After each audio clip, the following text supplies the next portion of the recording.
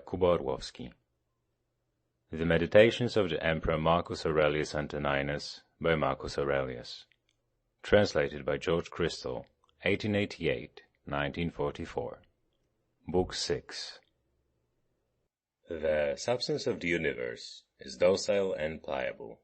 The mind which governs it has in itself no source of evil doing. It has no malice. It does no ill, and nothing is hurt by it. By its guidance all things come to be, and fulfill their being. Act the part which is worthy of you, regarding not whether you be stiff with cold or comfortably warm, whether you be drowsy or refreshed with sleep, whether you be in good report or bad, whether you be dying or upon some other business. For death also is one piece of the business of life. And, here as elsewhere, it is enough to do well what comes to our hand. Look within. Let not the proper quality or value of anything escape you.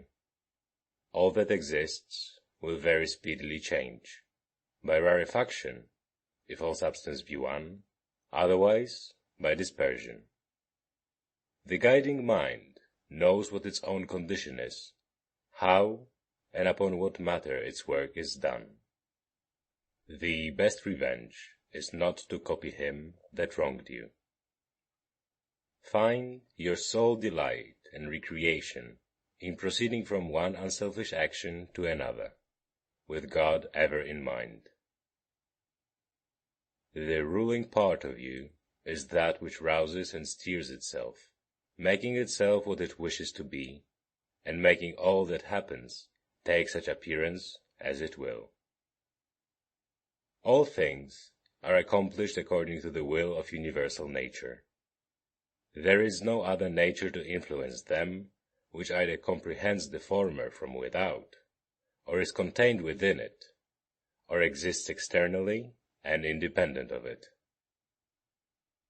The universe is either a confusion, ravelled and unravelled again, or else a unity compact, of order and forethought. If it be the former, why should I wish to linger amid this aimless chaos and confusion, or have any further care than how to become earth again? Nay, why am I disturbed at all? Dissolution will overtake me, do what I please. But if the latter be the case, I adore the ruler of all things. I stand firm and put my trust in him. Whenever your situation forces trouble upon you, return quickly to yourself, and interrupt the rhythm of life no longer than you are compelled. Your grasp of the harmony will grow surer by continual recurrence to it.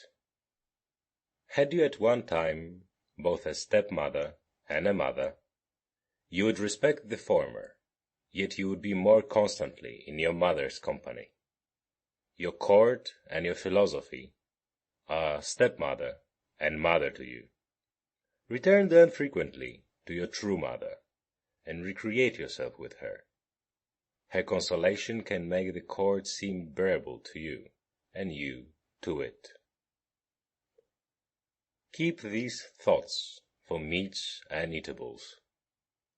This that is before me is the dead carcass of a fish, a fowl, a hog. This Valerian is but a little grape juice. Think of your purple robes as sheep's wool stained in the blood of a shellfish. Such conceptions, which touch reality so near, and set forth the sum and substance of these objects, are powerful indeed to display to us their despicable value. In this spirit we should act throughout life, and when things of great apparent worth present themselves, we should strip them naked, view their meanness, and cast aside the glowing description which makes them seem so glorious. Vanity is a great sophist, and most imposes on us when we believe ourselves to be busy about the noblest ends. Remember the saying of Crates about Xenocrates himself. Most objects of vulgar admiration may be referred to certain general classes. There are first those which hold together by cohesion or by some organic unity, such as stone, timber, figs, vines, or olives. The things which men a shade more reasonable admire are referred to the class which possesses animal life, such as is seen in flocks and herds. When man's taste is still more cultured, his admiration turns to things which can show a rational intelligence. But he admires this intelligence not as a universal principle, but only so far as he finds it expressed in art or industry, or indeed sometimes merely so far as it is exhibited by his retinue of artist slaves. But he who values rational intelligence as a universal thing, and as a social force, will care nothing for these other objects of admiration. He will, above all things, strive to preserve his own mind in all its rational and social instincts and activities, and to this end he will cooperate with any of his kind. Some things hasten into being, some hasten to be no more. Even as a thing is born, some part of it is already dead. Flux and change are constantly renewing the world, just as the unbroken flow of time ever presents to us some new portion of eternity.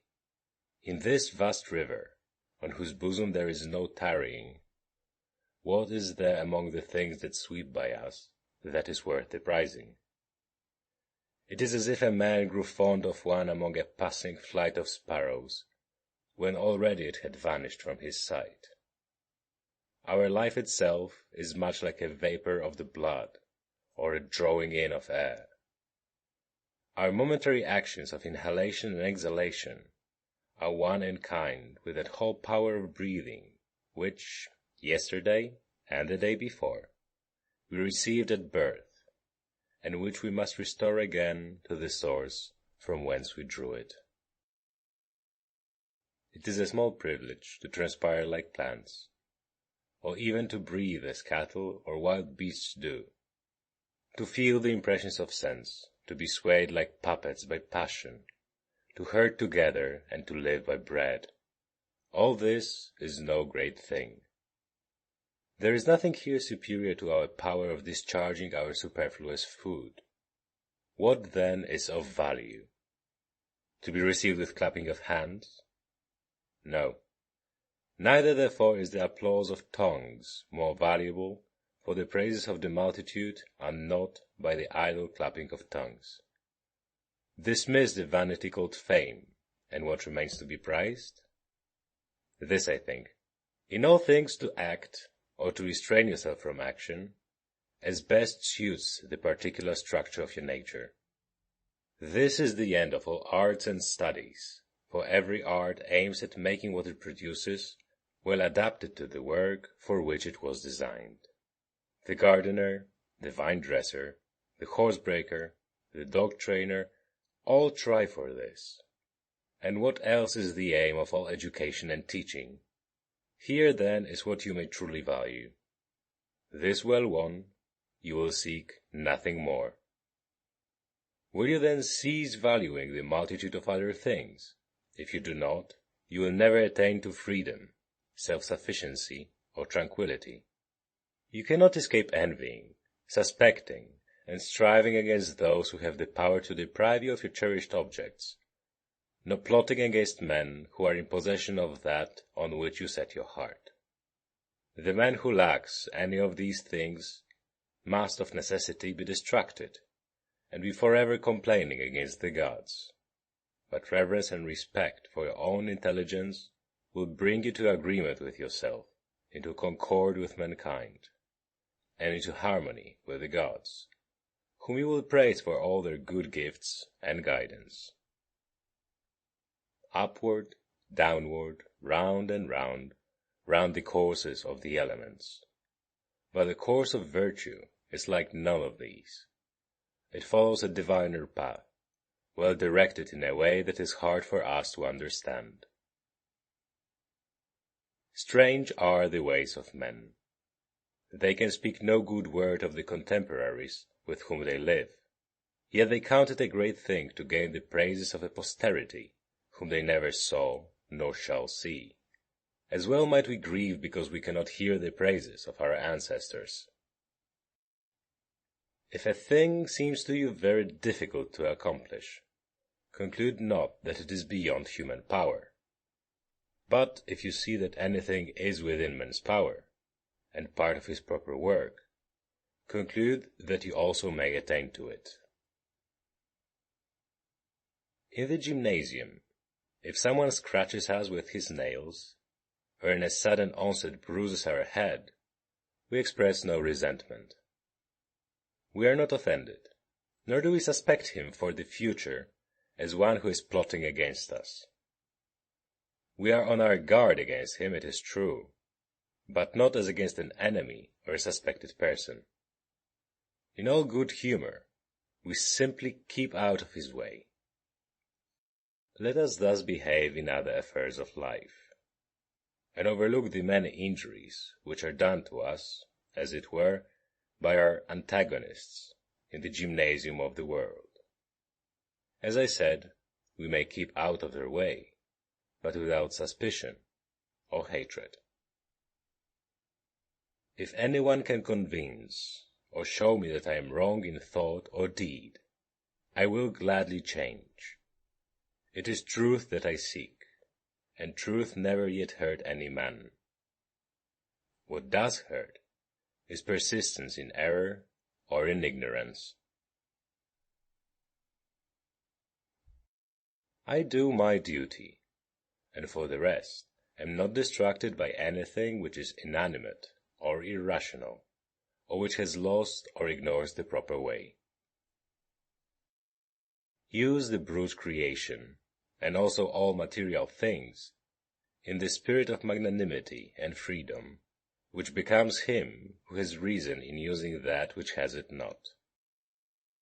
Towards men who have reason, act in a social spirit.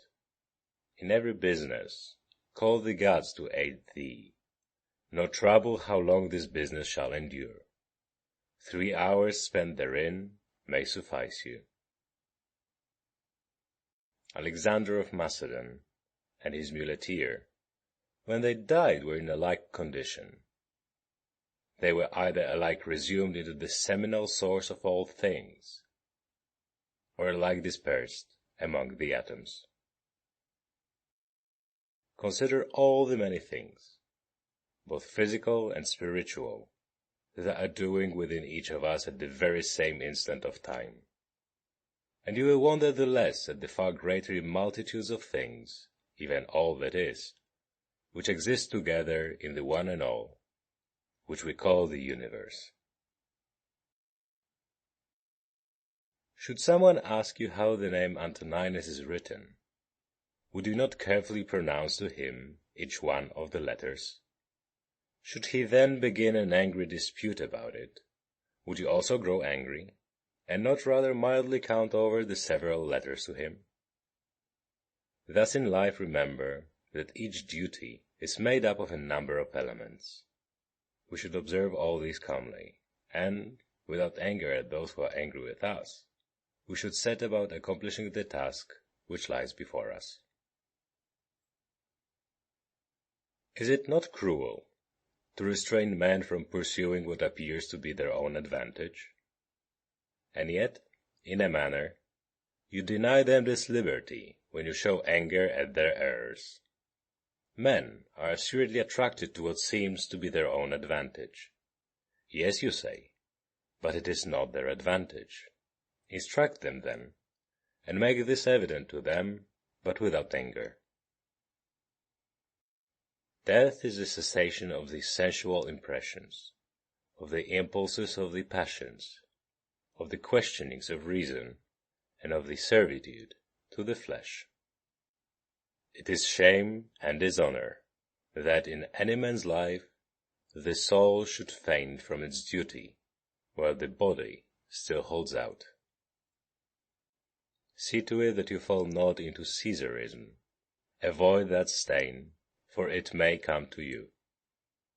Guard your simplicity, your goodness, your sincerity, your dignity, your reticence, your love of justice, your piety, your kindliness, your affection for your kin, and your constancy to your duty. Endeavor earnestly to continue such as philosophy would make you. Reverence the gods, and help mankind. Life is short, and the one fruit of it in this world is a pure mind and unselfish conduct. Be in all things the disciple of Antonine. Imitate his resolute constancy to rational action, his level equability, his godliness, his serenity of countenance, his sweetness of temper, his contempt of vainglory, his keen attempts to comprehend things. Remember how he never quitted any subject till he had thoroughly examined it and understood it, and how he bore with those who blamed him unjustly without making any angry retort, how he was never in a hurry, how he discouraged calumny, how closely he scanned the manners and actions of men, how cautious he was in reproaching any man, how free from fear, suspicion, or sophistry, how little contented him in the matter of house, furniture, dress, food, servants, how patient he was of labor, and how slow to anger. So abstemious was his life that he could hold out until evening without relieving himself except at the usual hour. What a firm and loyal friend he was! How patient of frank opposition to his opinions! How glad if anyone could set him right! How religious he was, and yet how free from superstition! Follow in his steps, that your last hour may find you with a conscience as easy as his. Sober yourself, recall your senses, shake sleep from you, and know that it was a dream that troubled you. And, now that you are broad awake again, regard the waking world as you did the dream. I am made up of a frail body and a soul. To the body all things are indifferent, because it cannot distinguish them. And to the mind all things are indifferent also, which arise not from its own activities. All these are indeed in its own power, but it is concerned with only such of them as are present. Its past and future activities are indifferent to it now. No toil for hand or foot is against nature, so long as it is proper for hand or foot to do. No more, then, is toil contrary to the nature of man as man, so long as he is doing work appointed for a man to do. And if it be not contrary to his nature, it cannot be evil for him. How many are the pleasures that have been enjoyed by robbers, rakes, parricides, and tyrants? Do you not see how common artificers, though they may humor the public to a certain extent, cling to the rules of their art, and cannot endure to depart from them? Is it not grievous, then, that the architect and the physician should show greater respect for the rules of their several professions than man shows for his own reason, which he possesses in common with the gods? Asia and Europe are mere corners of the universe. The whole sea is but a drop, Athos a clod. All the present is but an instant in eternity. All things are small, changeable, and fleeting. Everything proceeds from the universal intelligence, either directly or as a consequence. Thus the jaws of lions, poisons, all evil things, such as thorns or mire, are the consequences of the grand and the beautiful. Do not then imagine that they are foreign to that which you revere, but consider well the source of all things. He who has seen the present has seen all that either has been from all eternity, or will be to all eternity, for all things are alike in kind and form.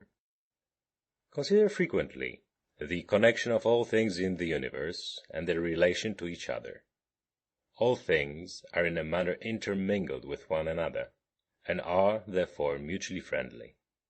For one thing comes in due order after another, by virtue of local movements, and of the harmony and unity of the whole. Adapt yourself to the things which your destiny has given you. Love those with whom it is your lot to live, and love them with sincere affection. A tool, an instrument, a utensil, is in good case when it is fit for its proper work, yet its maker remains not by it. But within the organisms of nature there remains and resides the power which made them. You ought, therefore, to reverence this power the more, believing that if you act in deference to its will, all will happen to you in reason, for so in reason the universe ranges all.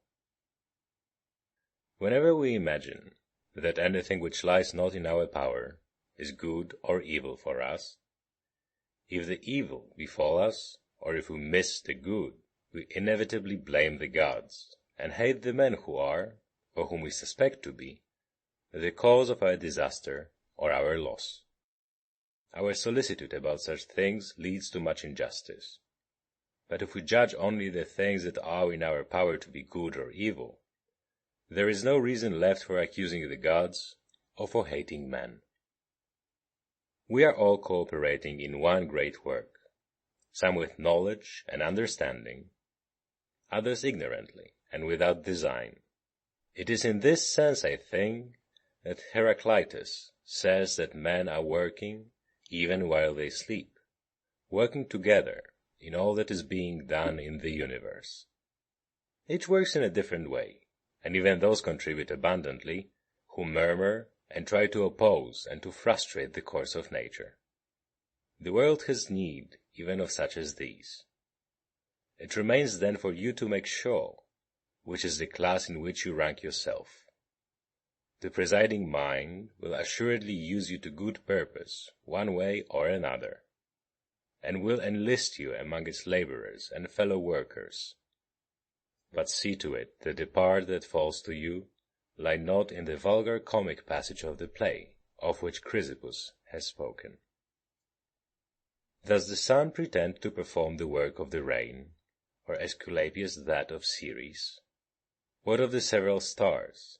Are they not different, yet all jointly working for the same end?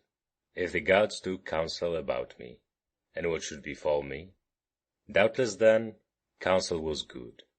It is difficult to imagine gods wanting in forethought, and what could move them to do me wilful harm? What advantage would thence accrue, either to themselves or to the universe, which is their special care? If they have not taken counsel about me in particular, they certainly have done so about the common interests of the universe, and I therefore should accept cheerfully and contentedly the fate which is the outcome of their ordinance.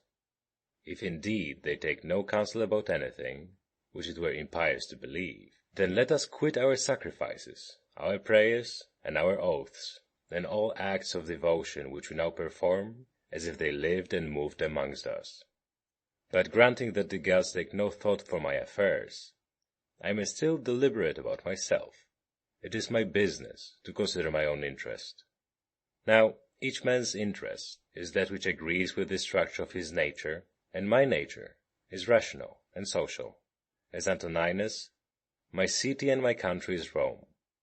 As a human being, it is the world. That alone, then, which profits these two cities can profit me. All that happens to the individual is of profit to the whole. This would suffice. But if you consider closely, you will see that it is also a general truth that all that happens to one man is of profit to the rest of mankind. Profit here should be taken in a somewhat general sense, as referring to things indifferent.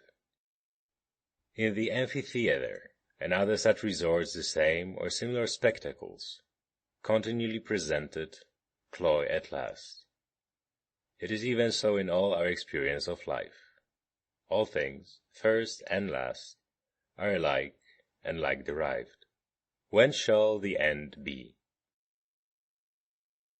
Think continually of all the men that are dead and gone, men of every sort and condition, of all manner of pursuits, and of every nation, returned back to Philistine, Phoebus, and Origanian, passed down to other generations of the dead. We must all change our habitation, and go to that place whither so many great orators, so many venerable philosophers, Heraclitus, Pythagoras, Socrates, and so many heroes have gone before, and so many generals and princes have followed. Add to these Eudoxus, Hipparchus, Archimedes, and other keen, great, laborious, cunning, and arrogant spirits, yea, such as have wittily derided this fading mortal life, which is but for a day, as did Menippus and his brethren. Consider that all these are long since in their graves, and wherein here is the harm for them, or even for men whose names are not remembered? The one precious thing in life is to spend it in a steady course of truth and justice, with kindliness, even for the false and the unjust. When you would cheer your heart, consider the several excellencies of those that live around you. Consider the activity of one, the modesty of another, the generosity of a third, and the other virtues of the rest. Nothing rejoices the heart so much as instances, the more the better, of goodness manifested in the characters of those around us. Let us therefore have such instances ever present for reflection. Are you grieved that you weigh only these few pounds, and not 300? If not, is there greater reason to sorrow if you live only so many years, and no longer? You are satisfied with your allotted quantity of matter. Content yourself then likewise with the span of time appointed you. Try to persuade men to agree with you, but whether they agree or not, pursue the course you have marked out when the principle of justice point that way. Should one oppose you by force, act with resignation, and show not that you are hurt. Use the obstruction for the exercise of some other virtue, and remember that your purpose involved the reservation that you were not to aim at impossibilities. What after all was your aim? To make some good effort, such as this. Well, then you have succeeded, even though your first purpose be not accomplished. The vainglorious man places his happiness in the actions of others. The sensualist finds it in his own sensations. The wise man realizes it in his own work. You have it in your power to form no opinion about this or that, and so to have peace of mind. Things material have no power to form our opinions for us. Accustom yourself to attend closely to what is said by others, and as far as possible to penetrate into the mind of the speaker. What profits not the swarm, profits not the bee. If the sailors revile their pilot, or the sick their physician, whom will they follow or obey? And how will the one secure safety to the crew, or the other health to the patients? How many who entered the world with me are already departed? To the jaundiced, honey seems bitter, and water is a thing of dread to those bitten by mad dogs. To boys a ball is a glorious thing. Why then am I angry? Has error in the mind less power than little bile in the jaundiced, or little poison in him who is bitten? No man can prevent you from living according to the plan of your nature, and nothing can befall you which is contrary to the plan of the nature of the universe. Consider what men are, whom they seek to please, what they expect to gain, and how they go about to compass their ends. Think how soon eternity will shroud all things, and how much is already shrouded. End of Book 6.